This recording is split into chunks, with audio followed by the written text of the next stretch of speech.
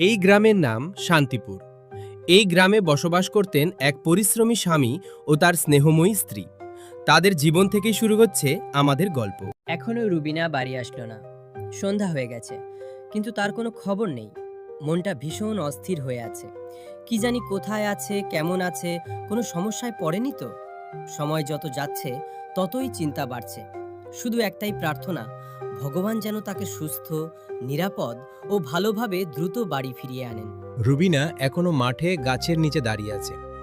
ওইদিকে তার স্বামী এখনো অপেক্ষা করছে কখন সে বাড়ি ফিরবে। রবি অনেকক্ষণ বাড়িতে অপেক্ষা করার পর সে সন্ধেবেলা দিশে বিশে না পেয়ে তার স্ত্রীকে খুঁজতে বের হয়ে গেল। রবি কখন থেকে তার স্ত্রীকে খুঁজে বেড়াচ্ছে, কিন্তু কোথাও তার কোনো খোঁজই মিলছে না। রবি খুব চিন্তিত আছে। অবশেষে দীর্ঘ খোঁজার পর সে তার স্ত্রীকে খুঁজে পেল। তাকে দেখে যেন স্বস্তির নিঃশ্বাস ফেলল। এতক্ষণ ধরে বুকের ভেতর জমে থাকা সব দুশ্চিন্তা যেন মুহূর্তেই মিলিয়ে গেল। রবি তার স্ত্রীর দিকে এগিয়ে গেল। তার মুখে ছিল শান্ত অভিব্যক্তি এবং স্ত্রীর সঙ্গে কথা বলার আগ্রহ স্পষ্ট বোঝা যাচ্ছিল। এই তো তুমি অবশেষে তোমাকে খুঁজে পেলাম। সব জায়গায় তোমাকে খুঁজছিলাম। আমি কত চিন্তায় ছিলাম জানো তুমি। আমাকে ক্ষমা করো, তোমাকে এত চিন্তায় ফেলতে চাইনি। আমি ভালো আছি, আর এবার থেকে কোথাও গেলে তোমাকে অবশ্যই জানিয়ে যাব। তোমাকে ফিরে পেয়ে মনে হচ্ছে সব দুশ্চিন্তা শেষ হয়ে গেছে। শুধু একটা কথা, আর কখনো আমাকে না জানিয়ে কোথাও যেও না। কথা দিচ্ছি, আর কখনো তোমাকে এমন দুশ্চিন্তায় ফেলবো না। সব সময় তোমার পাশেই থাকবো। চলো এবার বাড়ি যাই। আজকের পর আর তোমাকে এমন চিন্তায় ফেলবো না। চলো। তোমাকে খুঁজে পাওয়ার পর মনে হচ্ছে যেন আমার পৃথিবীটাই আবার ফিরে পেলাম। এতক্ষণ শুধু তোমাকেই খুঁজছিলাম, এখন আর কোথাও নয়। চলো একসঙ্গে বাড়ি ফিরি। রাতে বাড়িতে ফিরে দুজনেই কিছুক্ষণ চুপচাপ দাঁড়িয়ে রইল। অনেক অভিমান, কষ্ট আর ভুল বোঝাবুঝি জমেছিল তাদের মধ্যে। কিছুক্ষণ পরে তাদের অভিমান ভেঙে গেলে রবি তার স্ত্রীর সঙ্গে কথা বলতে শুরু করে, বলে, ভগবানের কৃপায় আমরা নিরাপদে বাড়ি পৌঁছে গেছি। আজ তোমাকে পাশে পেয়ে মনে হচ্ছে ঘরটা আবার পূর্ণ হয়ে গেছে। তোমার এই কথাটা শুনে আমার মনটা ভরে গেল।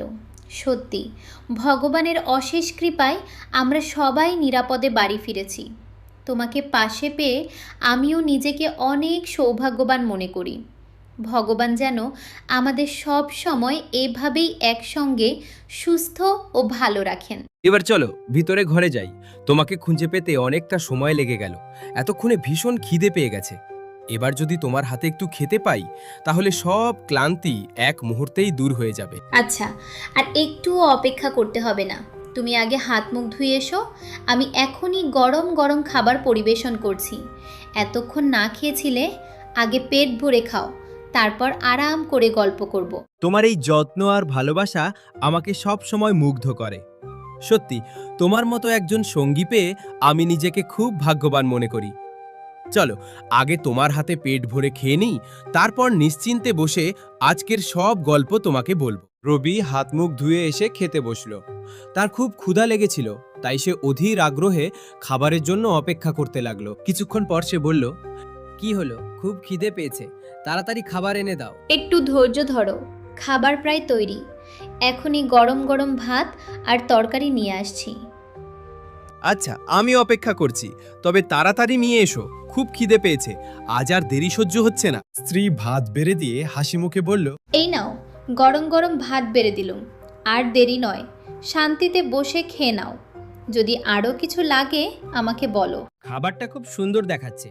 চলো এবার শান্তিতে খাওয়া শুরু করি। এই বলে রবি খাওয়া শুরু করলো। প্রতিটি খাবার আনন্দের সঙ্গে খেতে খেতে সে রান্নার স্বাদ উপভোগ করতে লাগলো। বাহ, আজকের রান্নাটা সত্যিই দারুণ হয়েছে। ভাত, ডাল আর তরকারি সবকিছুর স্বাদ অসাধারণ। তোমার হাতের রান্না সবসময় আমার খুব ভালো লাগে। স্ত্রী লজ্জা পেয়ে মুচকি হেসে বলল, আরে, এত প্রশংসা করো না। তোমার ভালো লেগেছে এটাই আমার সবচেয়ে বড় আনন্দ। আর একটু ভাত দেব? তোমার এই লজ্জাই বলে দেয় কত যত্ন আর ভালোবাসা দিয়ে রান্না করেছো। সত্যি, তোমার হাতের রান্না খেয়ে মনটা ভরে গেল। ঈশ্বর যেন তোমাকে সবসময় ভালো রাখেন। খাওয়া শেষ করে উঠতে উঠতে রবি বলল, আজ সত্যিই খুব তৃপ্তি করে খেলাম। তোমার হাতের রান্না অসাধারণ হয়েছে। এত যত্ন করে আমাকে খাওয়ানোর জন্য তোমাকে অনেক ধন্যবাদ। এরপর থেকে তাদের জীবনে আর কোনো দুঃখ কষ্ট থাকলো না। তারা একে অপরকে ভালোবেসে আনন্দে আর হাসি খুশিতে প্রতিটি দিন কাটাতে লাগলো। সুখ, শান্তি আর ভালোবাসায় ভরে উঠল তাদের ছোট্ট পৃথিবী। এভাবেই শুরু হলো তাদের নতুন, সুন্দর আর আনন্দময় জীবন।